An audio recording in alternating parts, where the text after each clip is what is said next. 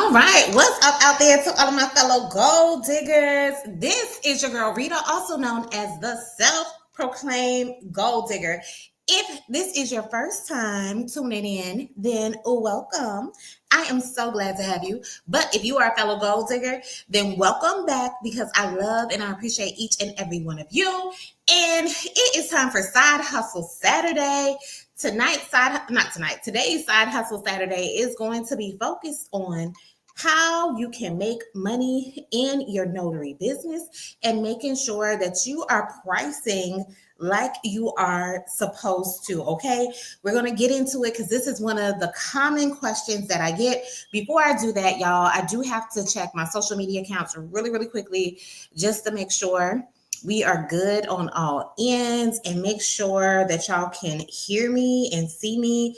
If for some reason you have any issues with seeing me or hearing me, please let me know so I can try and see if I can fix it, because I did have some technical issues earlier, but hopefully everything is good now. Let me see. I'm going to check one other spot and then we should be good to go. I hope y'all are excited. I hope y'all have been having a good weekend. My weekend has been off to a wonderful start. So it looks like we're good on all ends. So y'all, and I realize I don't have my light on. Let me turn my light on real quick to make it a little bit better since it was kind of dark. All right, so this is one of the common questions that I get. People ask me all the time, how do you make money as a notary? Because you can only charge, XYZ for this, or you can only charge XYZ for that. Or the other question I will commonly get is, how should I price my notary services? Like, what should I be charging and everything? So those are like the two common questions that I get on a regular basis. So we are going to be addressing them on today. And as always, if you have seen any of my previous videos, or even I know I've done a couple of videos on pricing, I am always going to tell you how I charge, not what I charge. And the reason for that is because I need y'all to be critical thinkers. I need y'all to think on your own. If I just give you my price or whatever, or what I charge, and you take that and you run with it, it might not really apply to your situation. Your situation, you might need to charge more. Your situation, you might need to charge less. So that is why I'm going to tell you how you should be charging, not what I'm charging, so you'll know what to do when different situations arise. Okay. Now I have about 15 things, but I already know I'm not going over all of them. So I'm probably going to skip some stuff, and because I don't think I'm going to do a part 2 of it if we run out of time. But I'm going to give you the meat and the bones and everything so that you can confidently price your notary services. All right. So first thing that I want to say to you guys, part of the reason why you have a hard time figuring out what to charge, or if you don't know what you should be charging people or how you can even make money in your business, the biggest problem is because you do not realize the service that you're providing. You do not realize the value of the service that you're providing. And I say that because this applies not only to if you are a notary in your notary business, but this also applies to any business. If a business does not know the value of the product or the service that they're providing, then they will easily undercharge or charge the wrong price, or overcharge, because they might inflate the price thinking that they're providing something, phenomenal, and really it's just something mediocre. So oftentimes you're undercharging because you don't even realize the value that your service is providing. So my question for you is, do you even know what you're providing? A lot of people who get into the notary business, people have convinced them to sign up as a notary or glamorize it and everything like that. And it's like, all you got to do is sign and stamp. And you're like, oh, that's easy. I can easily do that. And yes, that is I won't say the majority. That is part of our responsibility. But our major responsibility that we have is we just can't be signing and stamping our names to anything. We have to identify the signer. So we have to check the person's identity. we like TSA. Y'all know how it is going through the TSA lines, how hard it is to get through so they can make sure that you don't have something that you're not supposed to have. That is essentially what we're doing as a notary. We're making sure the person who's in front of us is the person that they say or that they claim to be, and it's the right person that's supposed to be signing the document. So your job is serious. It's not just signing and stamping. You have to verify the identity. And oftentimes you're verifying, and the reason why you have to verify the identity is because these are key documents. These are important documents that people are having you to sign. And if the wrong person signs them, there are repercussions for it, okay? People can get in trouble. People can lose money if the wrong person is signing it or someone signs it against their will or anything like that. So once again, do you realize the service that you're providing?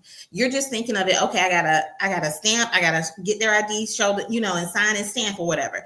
No, you are providing a valuable service. Someone is entrusting you to identify an individual, make sure they are who they say they are for these important documents that they have for them to sign, okay? So you have to realize the value.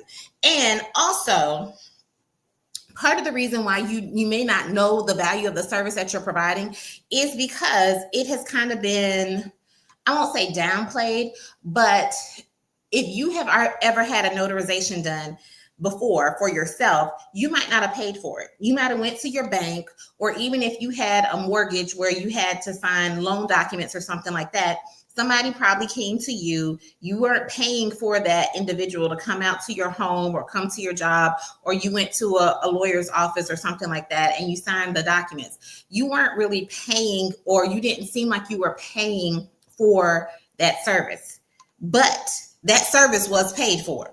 It might not have been paid for by you, but it was being paid for by someone. So oftentimes the experiences we've had with getting stuff notarized or having notarizations done, it's been seen as a free, and I'm putting that in quotation marks, a free service. It is not a free service. Whether you went to your bank to have it done, or whether you did like mortgage documents or something like that. When it comes to the bank, the person who notarized those documents for you, that's not their main job. That's just one of their job responsibilities. They have a whole salary. They're going to get paid whether you come in with your little document to be notarized or whether you don't. They're going to get paid the same salary, whether one person comes in to get a notarization done or whether 20 people come in to get a notarization done, because their salary is not dependent on them doing notarizations. So with you being a notary, especially if you're being a mobile notary, your salary is dependent upon you having notarizations done. Same thing applies for the people at the UPS store. Oftentimes, the employees or the workers of UPS, they get their notary commission, but that is not their main job. That is not their main responsibility, okay? The store has them working to service customers who are bringing in packages. And if you happen to come in with a notarization, then they're going to do the notarization for you. But that person gets paid regardless if you come in, if Sam comes in, if Sally comes in, whoever comes in, their pay is not dependent upon you coming in. And so that's what you need to make a shift and a mindset change in, is that your salary, if you are working as a notary or mobile notary, your salary is dependent on you doing notarizations. These people at the bank, their salary is not dependent on that. The people at UPS, their salary is not dependent on that. So that's why you saw in the title, it's like UPS is not, the banks are not your competition, because they get paid regardless. You're the one who only gets paid when notarizations are performed because you are a mobile notary, okay? Or you're just a general notary or something. So you have to make sure you're getting paid accordingly, because that is where your income comes from. That is where your salary comes from. So when people tell you, well, I can get it done at the bank for free, or they don't charge that much as UPS, tell them, well, I don't work at the bank. The people, I don't work at UPS. They're getting a salary regardless of if you come in or not. All right. So please, please, please keep that in mind, and know that even if they do it for free, like if the bank does it for free, it's not really free. You have, usually if you get it done at the bank, it's because you have an account there. Like they not really notarizing stuff for free or stuff at all if you're not a bank customer. And why is that? Because they need some kind of money. They need to know that we got your money here. We know that we can offer you loan products. We know that we can offer you credit cards. We know that we can charge you an overdraft fee if you overdraft your account. We know we can charge you a fee if you don't keep enough money in your account. They're making money, so it's not free. Okay, it's not free. And even so, some of the documents for that you might have or that people need notarized, UPS and the bank are not doing them. Why? Because they know it ain't worth my time. Like, I don't mind doing a little school document here. I don't mind doing this little easy document here. But some of these complicated documents, no, it's not worth our time. And it's not worth the money that you put into your account or you've invested into your account for us to even perform this service for this particular document. And that alone should tell you that you need to be changing up your pricing or you need to be charging differently for certain documents and for certain things that need to be notarized. And we're going to get into that. Okay. But I wanted to make sure, we're clear on, do you even know the service that you're providing? Everybody, I won't say everybody else.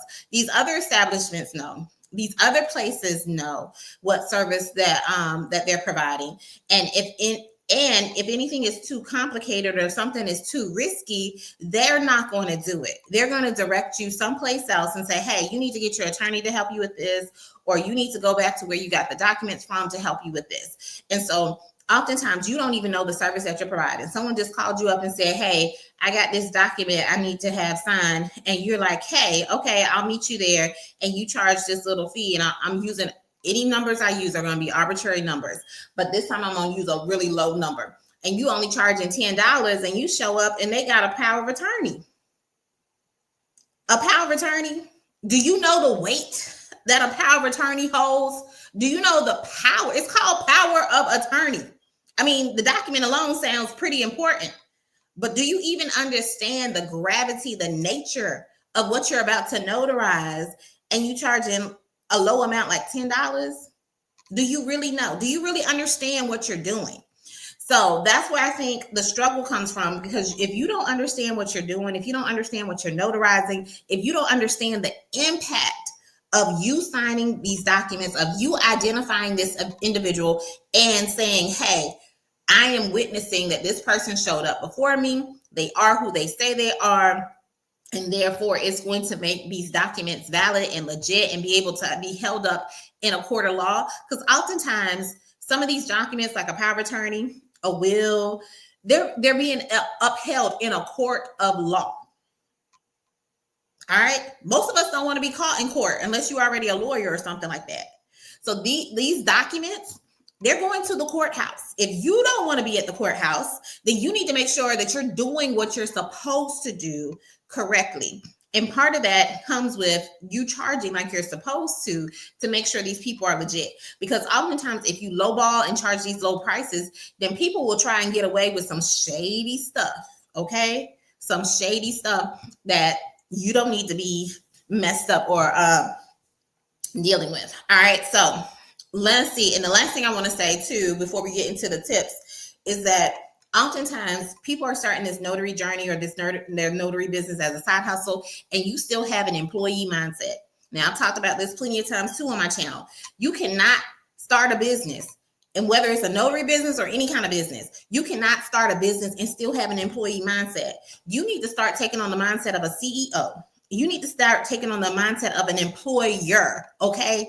Because if you are so used to, as an employee, you're used to somebody telling you, hey, this is what your salary is, and this is what you're going to be doing in order to get the salary.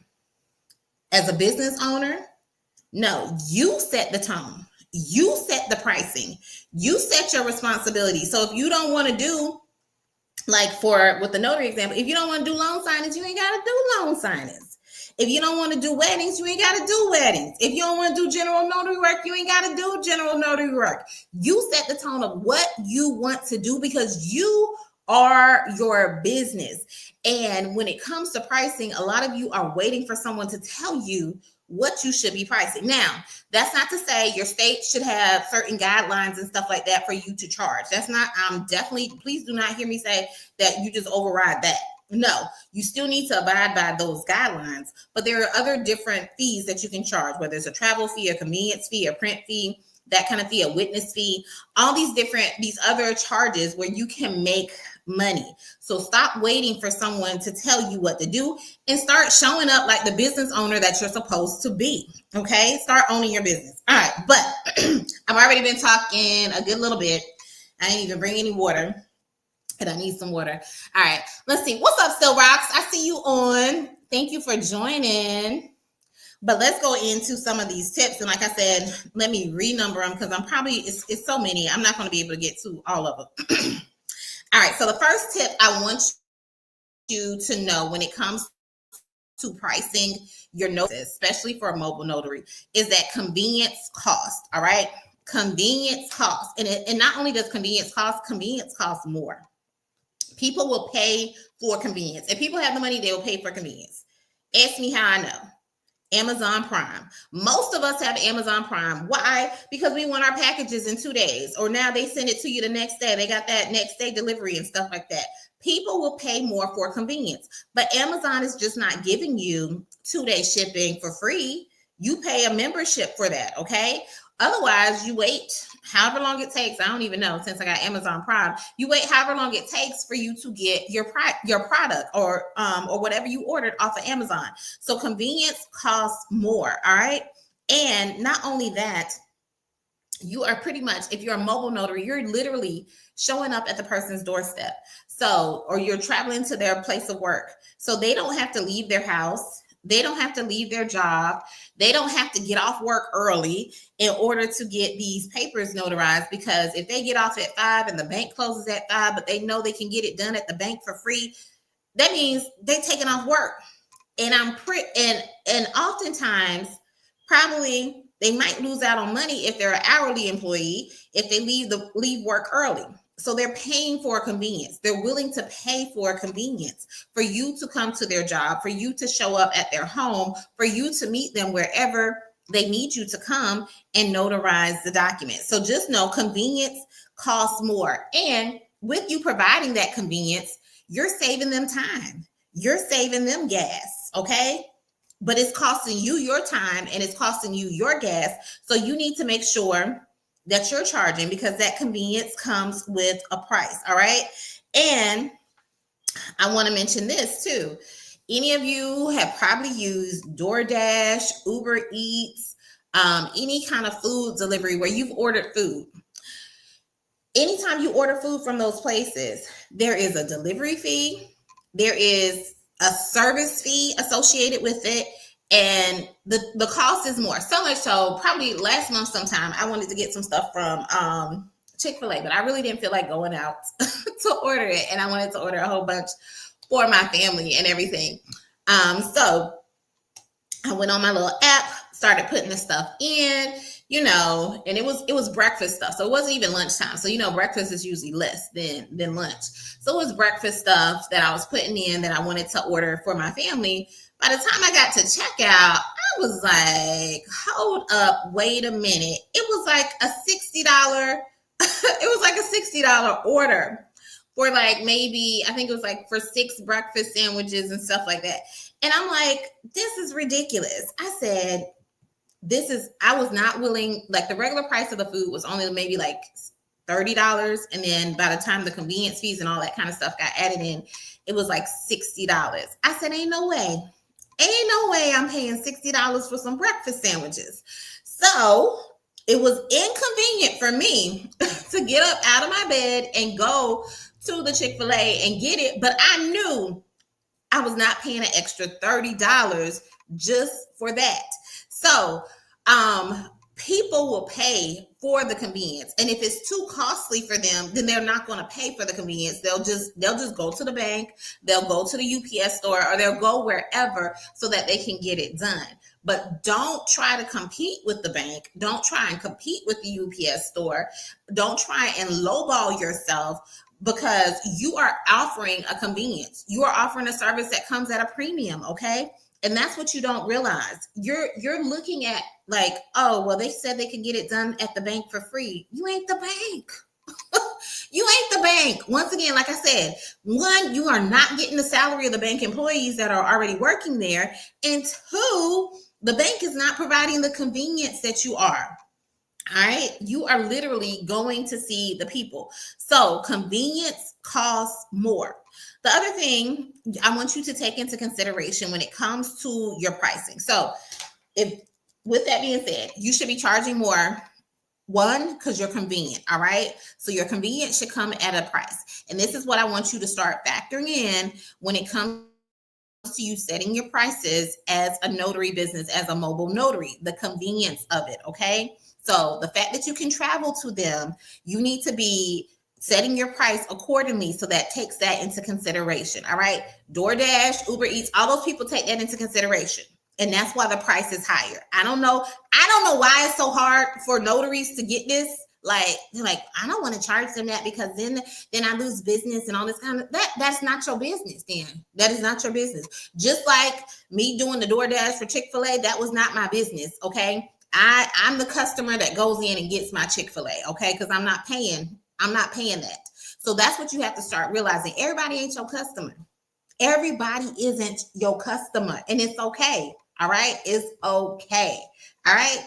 Just like these luxury cars, everybody ain't their customer. Everybody isn't their customer. All right. Just like Tesla. Tesla already knows everybody ain't their customer. You got to know the same thing. Everybody ain't your customer, but the person who wants to pay for the convenience, the person who wants to pay for the service, that's your customer. That's who you need to focus on, not the people who say, well, I can get it done for free at the bank, or I can go to the UPS store and they don't charge me that much. That ain't your customer. And because that ain't your customer, that ain't none of your business. Like literally, mind the business that pays you and pay other business no mind. Okay, is that business paying you? No. So just mind the business that pays you. All right. The second thing I want to tell you when it comes to setting your notary pricing is, remember, you're mobile. Once again, you're mobile. And with you being mobile, there's gas, there's wear and tear on your car that you need to factor in. In some states, they do have what you can charge for mileage. So please keep that in mind. So you need to be taking all of that into consideration. All right. So factor all that in. What is the gas going to cost me, as well as the time? Because oftentimes we do not take that into consideration either, because all you're looking at is when I get there, it's only going to take me 10 minutes or 5 minutes to stamp and sign these documents, and I'm okay. When in reality, it took you 20 minutes to get to the person. Now it's going to take you another 20 minutes to either get back home or get to your next appointment or your next assignment, even though it only took you 10 minutes to actually sign and stamp the document. If it's 20 minutes there, 20 minutes back, and 10 minutes to stamp, that's 50 minutes. That's almost an hour. Okay. That's almost an hour. You need to take that into consideration. And even if you say, well, I am taking it into consideration because I usually get paid $25 an hour. And once again, arbitrary numbers, I usually get paid $25 an hour at my job. So I'm just going to charge them $25 an hour. Baby. Yes, you might get paid $25 an hour at your job, but you're a business owner. You're an employee. You're an employee at that job. You're not the employer. You're not the CEO. There are other expenses associated with you having a business. The simple expense of the wear and tear on your car. It's the simple expense of the gas that is costing you. When you get to work, you're not having to travel. Some of y'all are even working from home, so you definitely don't have to go anywhere. Okay. So you need to make sure you're factoring in your gas, the wear and tear on your car, how much are your miles adding up. So you might have to get oil changes more frequently, might have to get your tires changed more frequently. You need to be factoring all of that in. They're not immediate expenses. That's why they're easily forgotten, or you don't think about them, or you don't even consider them as part of the expense with your notary business. So know that you're mobile and you need to be charging for that mobile service because of the wear and tear and the cost that it creates for you with you traveling back and forth. All right. This next one, I'm just going to kind of quickly gloss over because I've already hit it before, is not to compete with the banks and the UPS. All right. We already talked about they get paid by the hour, whether they notarize 1 document or 20 documents. You are not them. Okay. So stop comparing yourself to them. Stop comparing your prices to them because you ain't them. And actually, you're a premium. You provide a premium service compared to them because the fact that you are mobile, because of the fact that you are convenient, because of the fact that somebody could call you and you can pull up on them. You got the pull up premium. Like I can pull up on you. You need me to come this afternoon? You know what? I do have some availability. I can come and help you sign your documents. All right. So stop comparing yourself to these employees. All right. And also, you need to stop comparing yourself to these employees too, because you are providing a personalized service as well as still being professional. Hopefully, y'all still being professional in it and not showing up any kind of way just because they say, they need something done this afternoon. Hopefully, you're still kind of professionally dressed and, looking appropriate so that people will want to continue using your services, which brings me to my next point. Price for professionalism and not popularity or affordability. Okay. Being affordable isn't the same as being sustainable. Okay. You can't build your business just being affordable to people, because what's affordable to them might not be affordable to you, or it might not be affordable or sustainable to you, because only you know what it's going to take for you to be able to maintain your business, for you to sustain your business, and for you to make money in your business. Okay. Because why are you doing it if you're not making money? If you're just breaking even every time, then I don't know. You could probably do something different. Honestly, you could probably do something different if you're just breaking even in the business. Most businesses go into business to make money or to sell their business to someone else so that they can make money. But the whole goal is to make money. All right. That is the whole goal of business. It's not to break even. It's to make money. So make sure that you are pricing not just so you can be affordable, but so that you can be sustainable and be able to sustain your business. Okay. So that means you want to show up professionally. You want to show up in a manner that people are going to give you the respect that you deserve, respect for the service that you're providing, which goes back to what I said in the very beginning. Some of you don't even know the value of the service that you're providing. That's why you're showing up any kind of way. That's why you're charging these regular fees and stuff, because you don't even know the value that you're providing. Okay. So show up professionally so that people can respect you and as well as trust you. And when they do that, they'll respect your pricing and what you are offering and the price that you're presenting. Okay. Even though, and I know I charge, I know people, because people have told me on the phone when they've called, well, so-and-so said that they can do it for this price. I was like, well, that sounds like a great deal. So I said I would suggest you go to them then. Like I have no problem doing that. Or if they say, well, that's too much, I can't afford that. Then I'm like, well, your local bank might be able to help you out with your notarization. So I'm always professional, even if it's not someone who's going to be my client, whether it's somebody who can't afford me or not. I'm always professional. I'm always helpful. I'm always providing great customer service, whether they can afford my service or not. So that's not to say just because somebody can't afford your service, be disrespectful. I'm never disrespectful to anyone. I always give them other suggestions, always give them other options.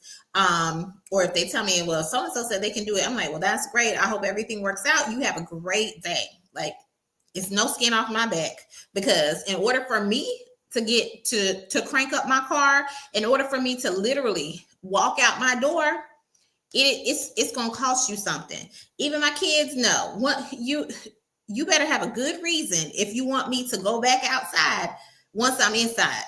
You better have a good reason, because mama ain't just cranking up her car for nothing. So if I treat my kids like that, what you think I'm gonna do for people who I'm supposed to be making money from? Like, you gonna pay something, because it costs me. It costs me to get out of my comfort of my home and go and provide this service for you, to go and drive 15-20 minutes to you and then come back, it costs me my time and my comfort. So in order for my car to crank up, there is a certain base fee that I have before I leave my comfortability, okay, that people are going to pay. All right. Now, the other thing I want to say, I'm looking at my notes because let me see how I'm doing on time. So I'm right at about 30 minutes. Let me see if I have any other comments. Does anybody have any questions? Let me know. No other comments. All right. I'm going to skip a few things. So here's a good one, because I know I've been harping and fussing about making sure you charge the right price and everything, and what you should be considering when it comes to charging your price. But with all that being said, please make sure your price makes sense. All right. My price makes sense. All right. Don't just be charging astronomical numbers just because you feel like you can get away with it. All right. So, and this is also to say, your price doesn't make sense either if you're charging too low. So you can get it from both ends. So I'm not advocating for you to charge an extravagant amount or anything, but you just need to know that, make sure that your price makes sense. And for me, my price makes sense and yours should too. I'm factoring in my time. I'm factoring in my gas. I'm factoring in, and when I say time, I'm factoring my travel time as well as the time it takes for me to sit and do the notarization. So I'm factoring all of that in. I'm factoring in the nature of the document, the weightiness of the document. Not because I'm not going to say how we explain things, because we're not supposed to explain things as a notary, but the level of verification that I need to do. So like, say if it's a power of attorney or if it's a will, not only do I need to, well, for any document though, but especially for these documents, not only do I need to verify the identity, I need to make sure this person understands what they're signing, okay? Especially most of the time when people reach out to you to have their document signed, it's usually the person who's signing the document that's reaching out to you. But for wills and powers of attorneys, it's usually a family member who is reaching out to you to get the document signed. So with that being said, I need to make sure the person who you want me to notarize the document for, they actually understand. Usually it's not as big of a deal if the person who's actually signing is the one reaching out to you. But if somebody else is reaching out to you on the other person's behalf, I definitely am triple checking, like, hey, did you get a chance to review this document? Do you understand what's in it and everything? And I still do the same thing though too for even people who are coming to me, especially with if it's loan documents. I'm like, did you have a chance to review the loan documents before we sign and everything? And do you feel comfortable with signing them? And usually they are, but that is still the level of service that we provide. That is still what we're supposed to be doing as a notary. But I have heightened attention when it's someone else outside of the signer reaching out to me to get the document signed. Okay. So I take all of that into consideration. I also take into consideration where the signing is being done. Is it being done at a person's home? Is it being done at a person's workplace? Is it going to be done at a hospital or a nursing home setting? The reason why, if it's at somebody's work, okay, is there a code that I need to do to get through the gate? Because if so, that's going to take more time. I might have to show more credentials to make sure I get there. I might have to, if it's a big facility, I got to locate where you are and go to different places. If it's in the hospital, I'm putting myself at risk, or because I'm around all these sick people and stuff like that. Also with the hospital, there's certain protocols, what's the sign-in nature, especially back when everything was going down with, COVID and everything. Things are changed, but depending on the severity of the patient, are they in a critical unit?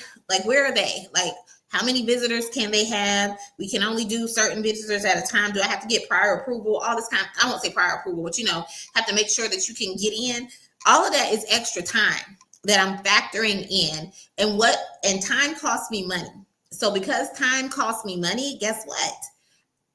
The price is going to be higher for certain settings because I have to do certain things in order for me to get there. Okay. It's not like me just pulling up to your home, knocking on your door and going in. If I'm at a hospital or nursing home, I might have to sign in, check in, go through security, do different things before I can even get to the signer. All right.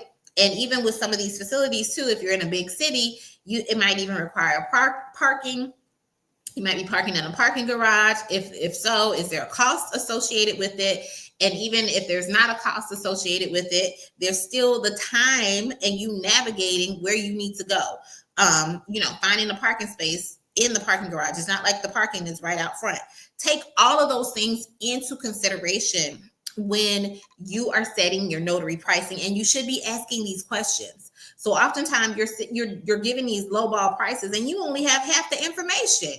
Like you don't have enough information to even be stating a price. Usually people will call me up and be like, hey, I want to know how much you charge for your notary services. And I'm like, well, it just depends on the type of document you have and how many signers there are, that kind of thing. That's how I start off. And then I'll start asking more questions from there. But some of y'all are like, if somebody called you up and said that, y'all just giving a straight flat fee. And you don't even know what kind of document they have. You don't even know where they're located. You don't even know if they got all their ducks in a row. Does your document require witnesses? And then you show up there thinking you're gonna get $20, realize the document requires witness, and you can't even notarize. And now that you're there, you're like, oh man, I don't want to waste my time. Well, do you have somebody who could be a witness? And you're trying to scramble, spending more time trying to get something done so your time isn't totally wasted. I cut all that out from the beginning. So it's like, hey, I ask the questions up front to make sure my time is not going to be wasted when I get there. Okay. And this is what I mean. Do you even realize the value of the service that you are providing? Okay. So please keep that in mind. All right. Now and make sure your price makes sense. Like I said, don't be charging no crazy price. And when I say crazy, that could be crazy expensive as well as crazy not so expensive. Okay, because I've heard some prices, and I'm like, it couldn't be me. It could not be me. Not doing that for that price. It could not be me. Some of y'all really don't value your time at all unless y'all really got nothing to do. Y'all don't value your time. Y'all heard me say this on here too.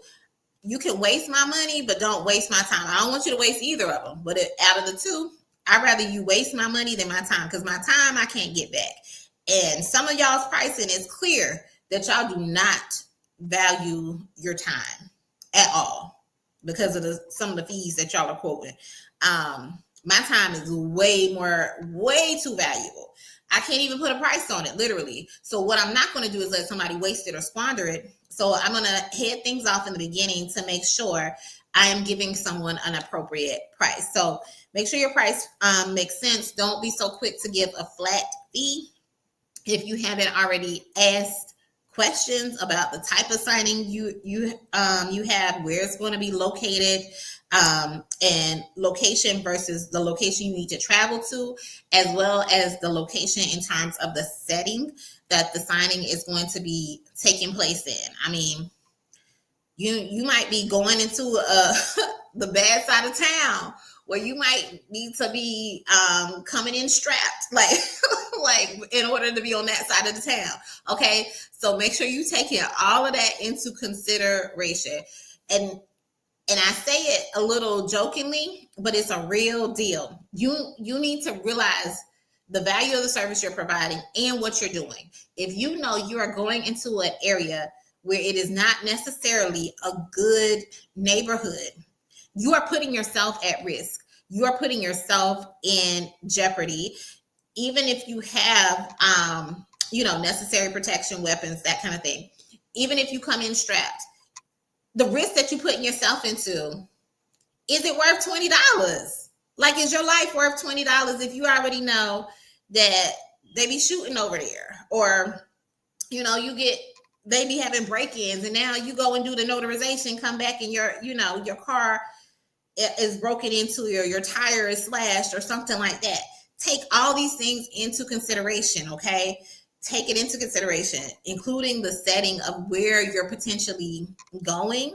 And make sure also, just as a safety precaution, someone always knows where you are with you being mobile, so that if something does go down, that people can get to you. All right. So being a mobile notary, it has many benefits, but at the same time, I don't think y'all take into consideration all the little things that are factored into it, as well as certain risks that can be associated with it. All right.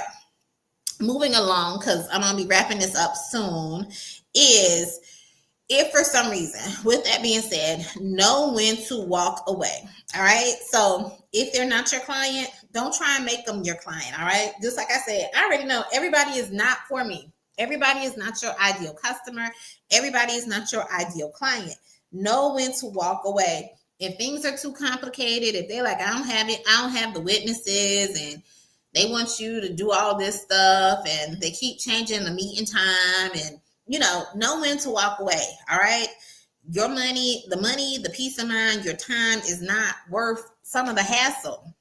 Now, I get it. If your back is against the wall and this is your main source of income and you're trying to make money, if you're doing it right, more income will come. More clients will come. The right client will come, so that you're not fighting over scraps or somebody who is not really your ideal customer. So know when to walk away. Establish boundaries when it comes to you presenting your price, when it comes to your notary business, so that when certain things happen, you already know what you're going to do. You already know what you're going to say. But a lot of this can be avoided in the beginning if you're asking the right questions. A lot of y'all are not really asking enough questions before you give the price. And how I know is because I can tell when the people call me on the phone and their first question is, how much do you charge for a notarization? And you just give them you probably are giving them a flat fee. I've never done that with anyone. I'm always asking them questions. All right. The next tip I have is about something called dynamic pricing. This is what I want you to take into consideration. Now, this is going to be a little controversial, but I don't care. I don't mind being controversial. All right. Dynamic pricing. If you don't know what dynamic pricing is dynamic pricing is when you price based off of pretty much your price changes based off of the demand for your service. All right. People do it all the time. Well, I won't say people. Businesses do it all the time. Hotels do it. Airlines do it. All of that. Like, if you were to travel to a certain, right now it's summertime, or it's about to be summer. Yeah, it's the summer solstice. Today is the summer solstice. I just realized that. All right. So it's summertime. And because of that, if you're traveling to a destination that is warm and sunny, the prices are going up. If you tried to get that hotel room right now for June or July, the price you're going to pay is going to be more than what you probably would pay in October or September. All right. So you need to know, if you are busy in business, if you are having a lot of customers, if you're having a high demand, you might want to adjust your pricing accordingly to make sure that you are making some money, as well as not getting overwhelmed running here, there, and everywhere. I mean, if you can make the same money from servicing 2 clients versus servicing 4 clients, and those 2 clients are going to pay, I mean, it's simple math, okay? And it also shows, it helps weed out the people who are not going to be your ideal client. So what does that look like for someone who's a mobile notary? Because I'm not necessarily saying charge a different price based off of the season. What I am saying is, if mainly you provide services from 8 a.m. to 5 p.m. and somebody wants you to come out at 7 p.m., which is outside of your normal business hours, then charge a little bit more. I would recommend charging a little bit more. The doctor's office does it. The emergency room does it. Once again, if it's an emergency, it's outside of normal business hours, you pay a premium for that emergency service. If your services are normally 8 to 5, Monday through Friday, and somebody wants you to come in and do a notarization, or needs you to do a notarization on a Saturday, and that's outside of your normal business hours, charge a premium, okay? I shouldn't say charge a premium, but charge accordingly. Like the price should not be the same as it is during your regular business hours. Most businesses do not do this. Okay. I don't know why it's so hard for notaries to understand that. Like you can change your pricing based off of if it doesn't fit your criteria or your typical services. Because it doesn't fit your typical services or your typical service times, you can charge a different price. Just be mindful of that. Now, if you are a wedding officiant, because I do know that some notaries are wedding officiants or they provide wedding services, you could charge higher, just like the venues charge higher based off of the wedding season. So that's the only time I would say in those circumstances, like maybe during the season or the month of the year, that you might charge higher, or you can possibly charge more. And the whole reason why, I won't say the whole reason, but a big reason why a lot of businesses do that is because they know this is a busy season.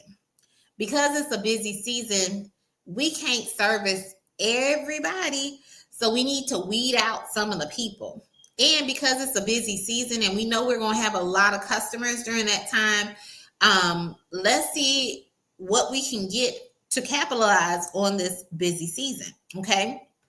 So for weddings, if you get married, pretty much from like April to probably like August, you're going to pay more for your venue. You're going to pay more for certain things just because of the time of the year where you're getting married.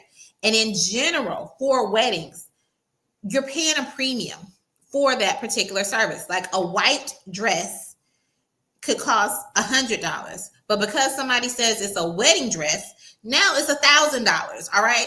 Because why? They know the value of the service that they're providing. This isn't just a white dress that you're going to wear to church on Sunday. This is a white dress that you only going to wear once in a lifetime to commemorate a very big event in your life. So going back to what I said at the very beginning, know the service that you're providing. Know the value of the service that you're providing. And that will also help you determine the cost that you should be charging. Y'all don't know the value of the service you're providing. And that's why a lot of y'all are charging these low prices. Okay. But if you just pay attention to how other businesses operate, then you will easily see how they price, why they price, because and you can follow their blueprint. Everything I share with you guys is me observing I won't say everything, but either me observing other businesses or my own personal experience in business. Okay. So there are times where you can charge a premium price. All right. And you just need to know what those cycles look like when it comes to you in your business and price accordingly. Going back to what I said, that last, not the last tip, but the tip where it says make sure your price makes sense. It just has to make sense though. Okay. You can't just be charging random stuff or crazy stuff and it doesn't make any sense. It should make sense for you. All right. Also too, if you know somebody needs you to do a notarization and it's like during, a busy time, maybe if you're in a big city or even if you're not in a big city, but it's like the time where people get off of work, it's like 5:00. And what would typically take you 15 minutes to get to a location is going to take you 30 minutes because of all of the traffic and stuff. Charge an additional price. That's your time. That is your time. Okay. So you got to take all of these things into consideration. And if you're like, well, I don't want to be having to think about all of that, then that's on you. Or you can say, well, I don't go out during this particular time. I wait till after 6 and then we can, or set up the appointment after 6 so that you're not running into like rush hour traffic and stuff like that. But dynamic pricing, a lot of businesses use it. Definitely the hotel industry, airline industry, a lot of the travel, they use it as well. But even businesses in general, if the demand for something has gone up, then usually, and there's not a lot of it, then the price is usually going to go up. There's only one of you. If the demand for your services has gone up, if you're servicing more clients, great. That's awesome. That means your business is growing. But if the demand for your service is going up, then you might want to consider increasing your price, because you're only one person. Unless you get somebody else to start helping you out and working for you, then maybe you can keep your prices the same or something like that. But you're only one person. So you need to make sure you're maximizing on the money that you are bringing in for your business. All right. All right. Let's see. We talked about you can charge a premium because you're on site and everything, but I think I'm going to end it there. Those were 7 tips that I shared with you. I'm going to go ahead and do a recap, and then I have one quick bonus tip for you that we will end it off with. All right. So the first tip that I shared with you is, when it comes to your pricing, just remember that if you're a mobile notary, you are providing convenience. And because you're providing convenience costs more. So you should be charging more. The second thing I said is that because you are mobile, you need to be factoring in the cost that it takes you for your gas and the wear and tear on your car. So you're mobile, all right? So consider all of those things. The third thing we talked about, and we've been talking about it throughout, is stop comparing yourself with the employees that are at the bank or at the UPS store. Stop competing with them, because you're not them, all right? These people get paid regardless if whoever comes in, they get a salary. You don't get a salary. You get paid based off of the notarizations that you're doing. So you can't compare yourself to them. You're literally comparing apples to pineapples, okay? So it doesn't make sense, all right? So you stop competing with these people.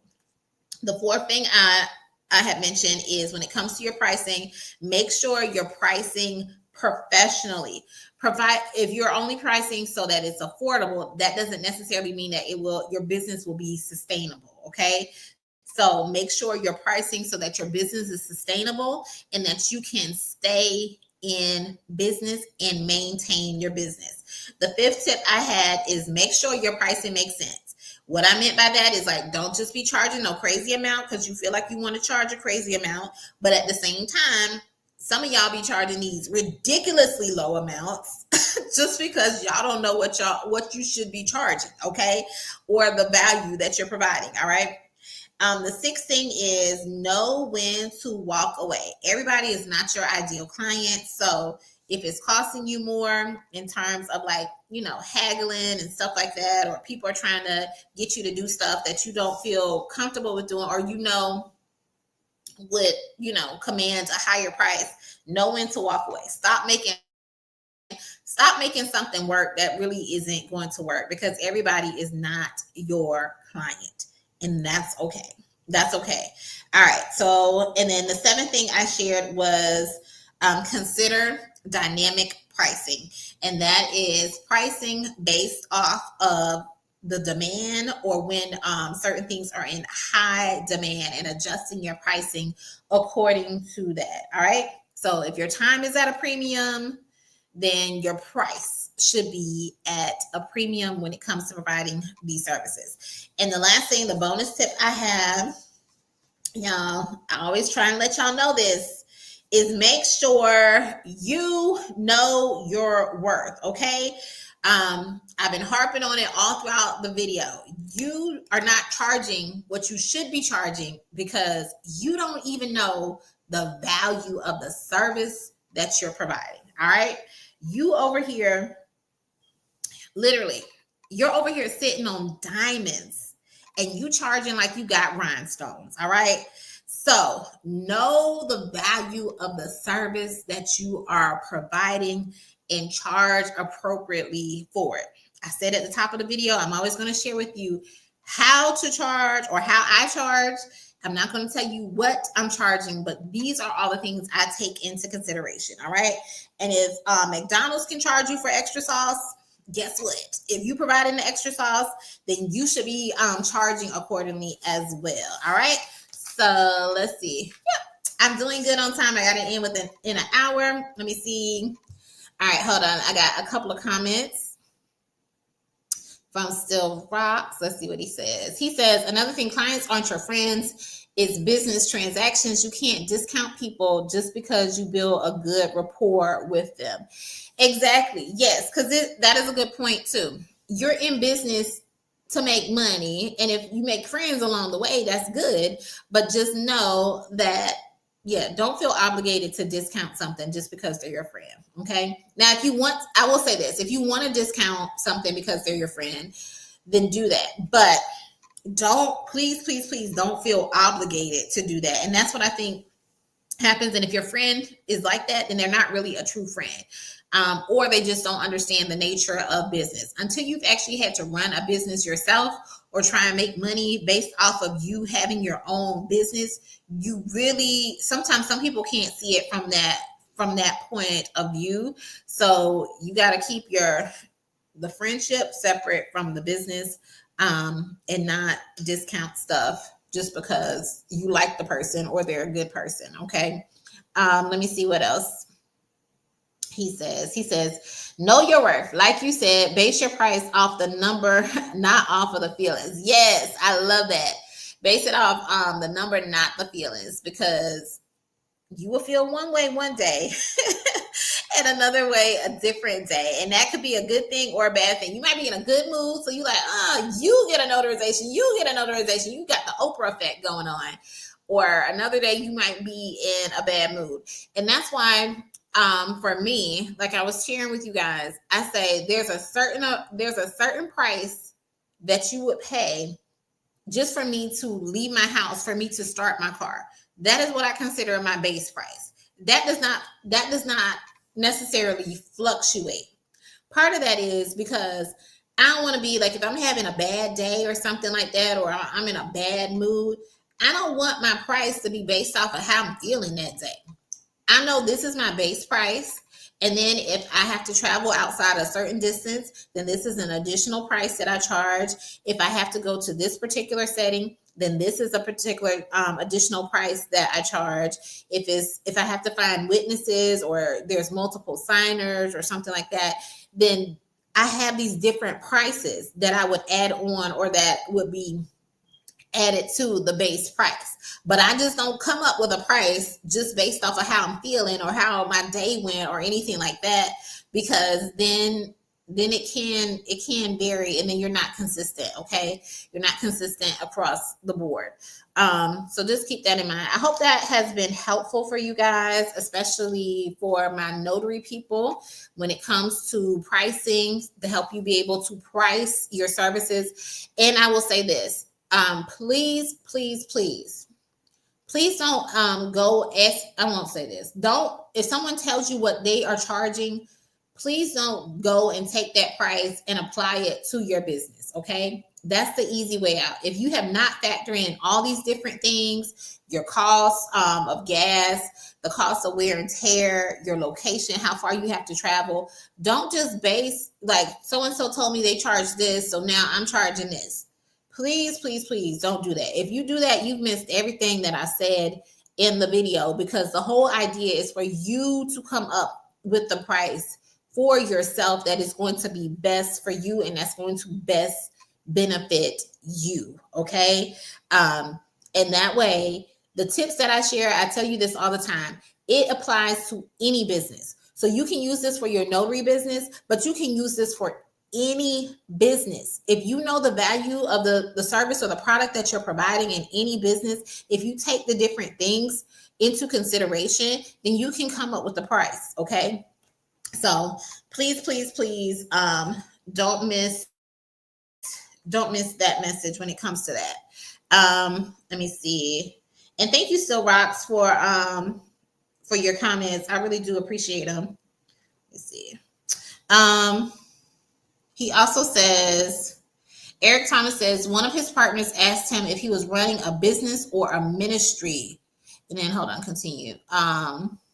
Sometimes we want to help people, and that's cool to help people in certain situations, but you aren't helping them at the expense of yourself. Exactly. Because if you're helping them at the expense of yourself, when something happens to you, then who's going to help them? Or because now you've just pretty much dried up the source. So that's what we have to remember when it comes to our businesses. We are in business to stay in business. And as long as we stay in business, we can help many people in our business. But if our business dries up, if we close up, if we're no longer able to function, then we're helping nobody. Okay. So if you have to turn down that one friend, or if that friend who's asking for a discount, you have to like let them go, or whatever, then it's okay if the end goal is making sure that you are sustaining your business, which hopefully is helping to sustain your family and sustain your income. All right. So I don't know. I won't say I'm big on, but I'm okay with keeping business and personal separate. Also keeping money and personal separate. I try not to mix those two. I try not to mix money, and I try not to mix business when it comes to friendships, because everybody does not have my same view when it comes to business and when it comes to money. And people will easily let business and money tear friendships, relationships, even family situations apart. So just be mindful of that. But thank y'all so much for joining. I hope y'all enjoyed Side Hustle Saturday. I hope to get some more out. I don't think I did one in May, so I apologize for not doing a Side Hustle Saturday last month, but May was just a very, very busy month for me and my family. So I'll see. I've always said that I'll try and get one Side Hustle Saturday a month, but I'll see if I can get another one in. That'll just be next week, y'all. I can't believe how fast June went. I'll see if I can possibly do another one to make up for what I missed in May. But anyway, y'all enjoy the rest of your weekend. Take care.